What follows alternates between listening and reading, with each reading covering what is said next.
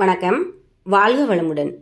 இது மேலே திருமலை திருப்பதியில் லைட்டிங் டெக்கரேட் எப்படி பண்ணியிருக்காங்க அப்படிங்கிறத இந்த வீடியோவில் பார்க்கலாம்.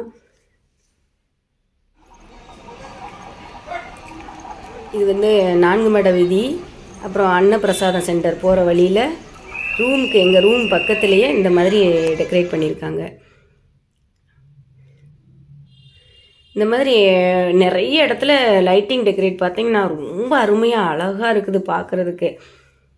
பகல்லையும் பயம் இருக்காது, நைட்டு எப்போ ரூமுக்கு வந்தாலும் பயமே இல்லாமல் வரலாம். ஆள் நடமாட்டம் இருந்துக்கிட்டே இருக்குது.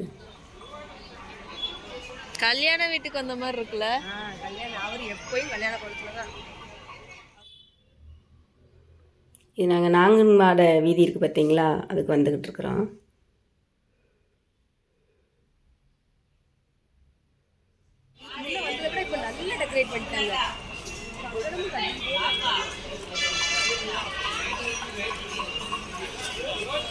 இப்போ வைகுண்ட ஏகாதசி சொர்க்கவாசல் திறந்து வச்சிருக்க நேரத்துக்கு நாங்கள் போனோமா, அப்பா எல்லா பக்கமும் லைட்டிங் அரேஞ்ச்மெண்ட்டு ரொம்ப நல்லா இருந்துச்சு.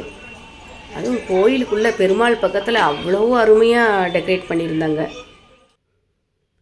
பூ அலங்காரம் எல்லாமே நல்லா இருந்துச்சு. இவங்க லக்ஷ்மி, இந்த லக்ஷ்மி வந்து உள்ளே போயிட்டு வெளியில் வரும், அந்த மாதிரி இருக்காது. இன்னொரு வீடியோவில் காமிக்கிறோம். கோயில் பக்கத்திலே முன்னாடியே ஒவ்வொருத்த பாருங்கள், அவ்வளோ லைட்டிங்.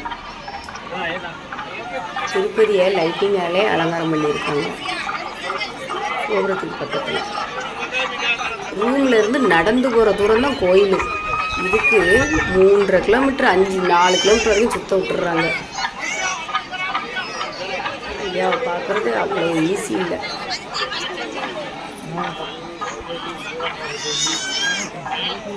எங்கள் வாழ்க்கையில் சம்பாதிச்சுக்கிட்டே இருக்கணும். அதே நேரத்தில் இந்த மாதிரி புண்ணியமான இடத்துக்கு, அதாவது புனிதமான இடத்துக்கும் வந்து நம்ம லைஃப்பை என்ஜாய் பண்ணணும். எப்படி இருக்காரு பாருங்க.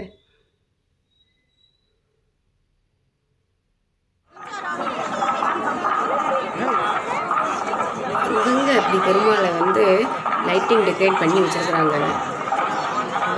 இன்னும் 2 கண்ணு பத்தாத பார்க்குறதுக்கு 1000 கண்ணு வேணும்னு சொல்லுவாங்க பார்த்தீங்களா, இதுக்காக தான் சொல்லியிருப்பாங்க போல.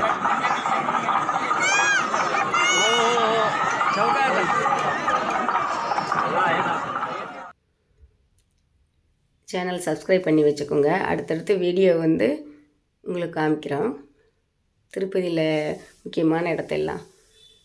தேங்க்யூ.